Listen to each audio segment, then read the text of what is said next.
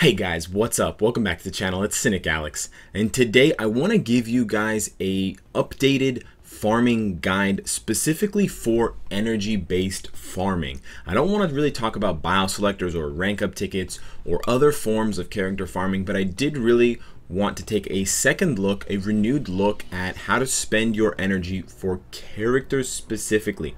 Because now with over 130 characters in the game, most of them being farmable, it is quite daunting to new players who they should invest in. Now I know the same old adage goes, start with Sharon Rogers, etc. That is definitely still true, and those characters that deserve mega rank up tickets still deserve mega rank up tickets. But if you're returning to this game and you want to know who you should invest in, or you're starting out and you want to know how to make your energy go the furthest and which characters you can invest in that are going to basically help you from the beginning to the end, this is for you. Now before we start the list, I just want to let you guys know, for all of you Twitch bros that are looking forward to the live stream and it's not on right now, it's going to be on at the regular time. That is 8 p.m. Eastern Digital Time. So let's jump right in to the farming schedule. Now I had a look at this schedule and I had a look at all of the different characters, and I thought not only of characters that are going to help you with World Boss, characters that are going to help you with Extreme Alliance Battle, but I wanted to also provide a diversity of typing and not focus on one type specifically. Make note of uniforms when necessary, and also characters that you can farm easily. So a character like Black Panther, while I may have recommended him in the past, because he only has one node in the game that you can farm for, it's very difficult and it's very slow to get his bios every single day. So taking those things into consideration, I do have a list of characters, and I think you guys are going to like who we start with. We start with our friendly neighborhood Spider-Man. Now with his latest rework, he is definitely a solid character. If you go ahead and pick up his Hobo Spidey uniform, he goes from B to A at least, and perfectly he has 30 bios that you could get of his per day. So with 30 bios per day, you are going to be able to make a dent and work him up from 1 star to 6 stars quite quickly. If you already have him at 5 or 6 stars, you can start working on his uniform upgrades or his gear upgrades. So this is a great character to invest in. Spider-Man, now with his rework, is going to be able to contribute to World Boss, going to be able to contribute to Shadowlands, especially with all that webbing, and he is going to help you on the 4th day of normal Alliance Battle and the 7th day of Extreme Alliance Battle for that speed hero slot. So he's a very versatile hero, very much worth your energy investment. Another character from the Avengers, this time on the female side, Black Widow, and I have recommended her before primarily because you get 40 bios per day. Black Widow is another awesome speed character. With her rework a few months ago with Captain America, she has a lot more frames now, regardless of which uniform you get, and she has very easily scalable lightning damage on her 5th and other skills. Great pickup as well. She's going to be able to help you with day 6 of normal Alliance Battle, which is the female day, and then she can also tag team with Spidey on day 7 of Extreme Alliance Battle for that speed hero slot. Now, speed characters aside, I wanted to also talk about blast types, and we did recently get a rework for Iron Man.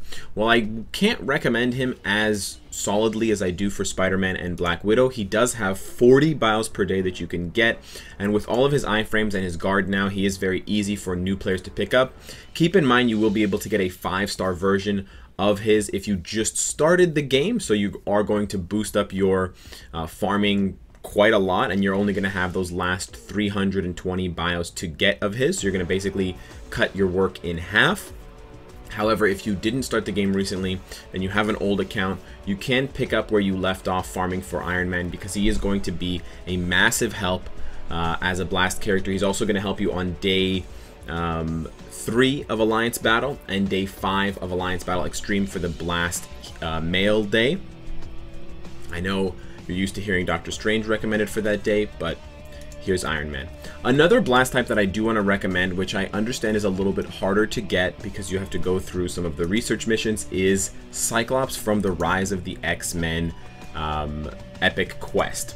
Now I understand that he's the last one on the list, blindsided, so you are going to have to build up Rogue, Beast, and Storm to 5 stars before you can get Cyclops. So this is not necessarily as easy to farm for new players as some of the other characters I've already mentioned. But I do want to take a moment to stress that Cyclops is quite solid. You're only going to get about 12 to 15 bios per day of his, but he's got a fantastic leadership, multiple iframes. He's very, very good in Shadowlands. He's got some iframe ignore. And overall, he's an excellent blast character. He's definitely a step above Iron Man for Extreme Alliance Battle if you need another cover. Yellow Jacket is another option there, but I don't want to pick too many Dimension Rift characters because it takes so much energy to run a Dimension Rift and get those bios. The next blast type I do want to talk about is actually in the special missions.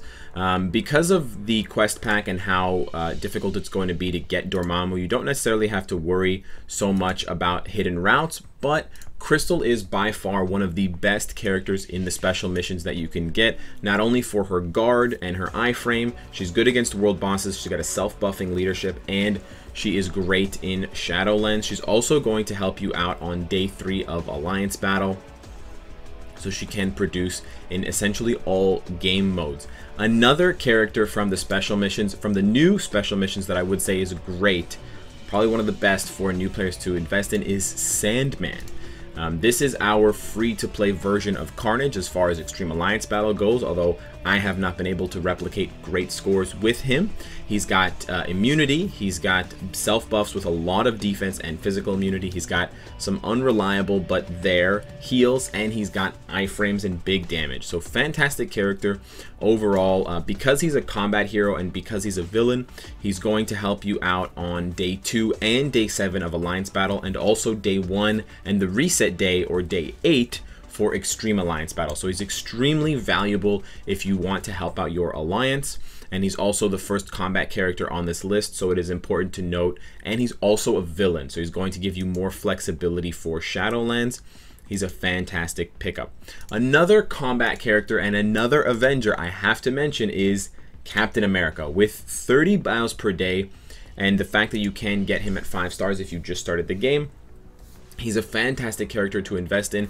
He's going to be a little bit more difficult to get through World Boss. He's not really going to help you out in Extreme Alliance Battle, but he is going to be fantastic in both Conquest, Timeline, and also for the third one, Shadowland. He's extremely tanky and hard to kill, especially when played manually.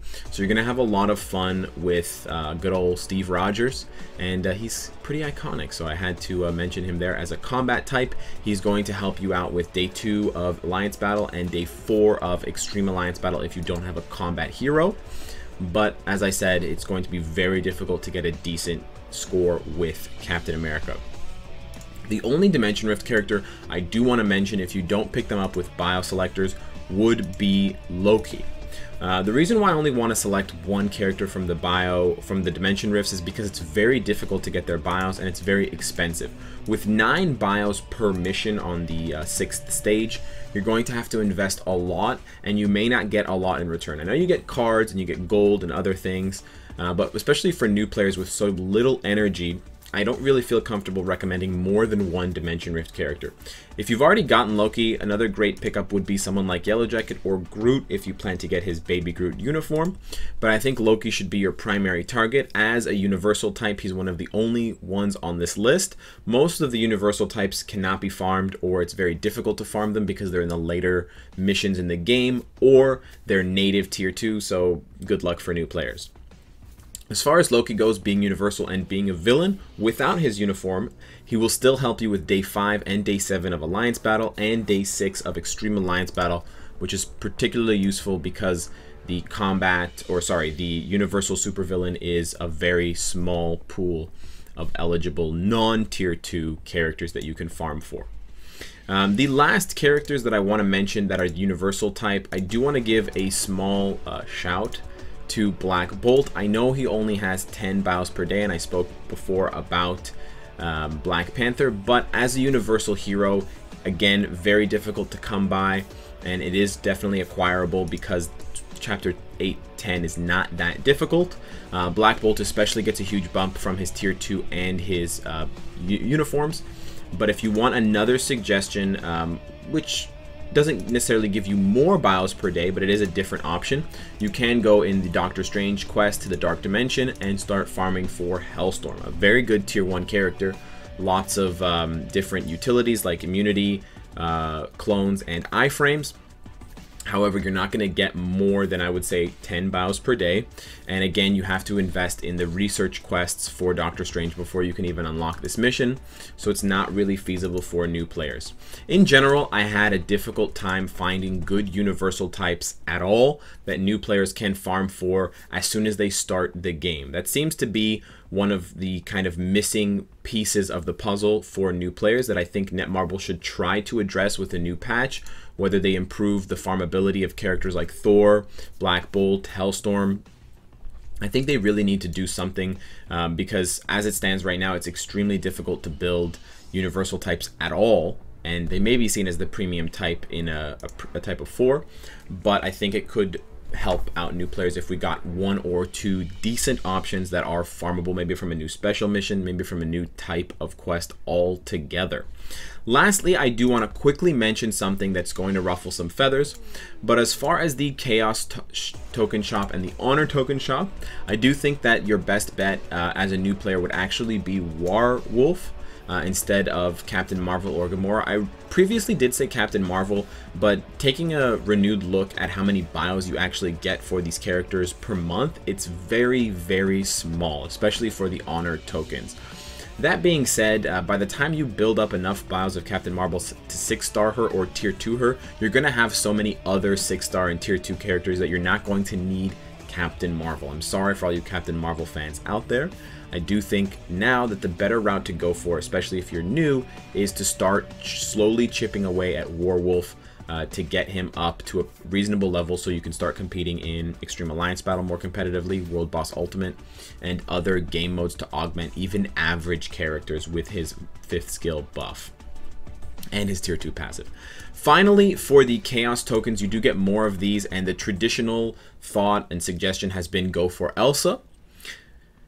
I think Elsa is in a difficult place because she does need her uniform and she does need her tier 2 to really be viable, and that's a lot of investment at this point in the game for a character. We have now a lot of characters that neither need a uniform nor a tier 2 to really perform well. So I do think there is a strong argument to be made for new players to actually spend their Chaos tokens on the custom gear chest. Now I know that's going to upset some of you, but if you think about it, obelisks are a pretty big part of the game, and especially for new players, it's really going to help them out in things like Shadowland and World Boss to have a couple seconds of invincibility or a damage proc, and it's going to really get them more familiar with endgame modes that require mythic, solid statted obelisks if they can start farming for them as a new player and start understanding which ones are good, which ones are okay, and which ones are just absolutely bad. Hint, hint. It's the ones with stun resist and movement speed immunity. So that is the list for farmable characters using only energy / at the end there tokens.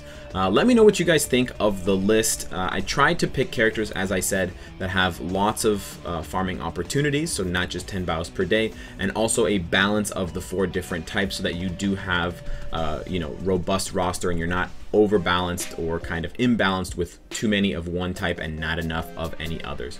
But let me know what you guys think of the list. Let me know what you think of my Elsa recommendation or non-recommendation.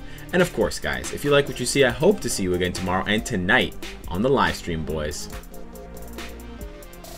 Take care.